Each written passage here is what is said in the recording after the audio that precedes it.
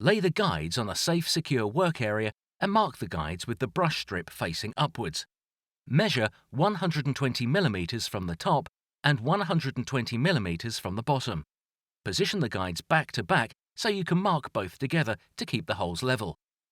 Work out the size between the marked holes and mark out the relevant number of fixings required at evenly spaced intervals. Use a 6 or 7 mm drill bit for the first holes. Drill all the way through the guides.